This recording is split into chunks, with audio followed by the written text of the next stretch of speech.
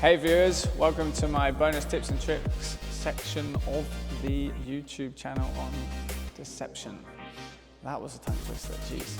Okay, so I did some coaching, live coaching with Remi Young, and we demonstrated a few different ways to be deceptive, also how to do a couple of training drills that you can do with your partners or your coach to develop your deception in the game.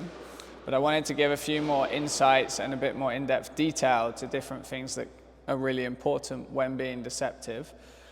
I think the first thing I will focus on or try and help explain to you viewers back home is a lot to do with kind of tension in general. So tension here, I'm going to talk a lot about your grip. Okay, so there's different kind of shots when you're being deceptive. For instance, we demonstrated one which was like a flick, which a lot of people might use, where you've got kind of this really strong posture, really stable. It's not fixed, but in a way it is a bit of a fixed position. So you're holding the whole body in a stable, fixed position, but then using this kind of break in the wrist and only the movement from this area of the hand to become more deceptive. That can be done in many different ways and angles around the ball.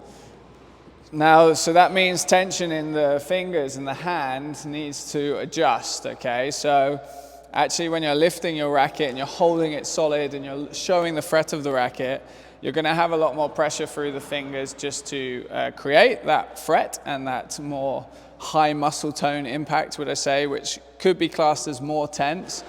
But at the moment that you're about to then break the wrist, or however you want to describe it, snap the wrist, that grip in the fingers and that pressure through here is now suddenly a lot less, because you have to get that quick, fast movement from the hand. So whatever way you're suddenly, so there's my fret, and then I'm breaking my wrist there.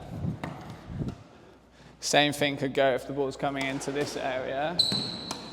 You know, you're suddenly changing the angle, okay? So this is something really to be very aware of. You can also do it in the opposite way, where you're super loose and light, and then right at the last moment, you kind of stun and hold the racket. So you're like here, and then you kind of break, put the brakes on that grip there to shorten the swing and create that kind of stun impact. I mean, this is one thing that Mohamed El-Shabaghi does really well. He's like here, and then there, suddenly big, loopy, aggressive swing. What's going on? What's going on? And then he's put the tension on the hand at the last moment to shorten the swing and just create that stun. That's a super good tip for the finer details of how to be deceptive. Bonus tip number 1, ladies and gents. Stay tuned for the other ones. Thanks.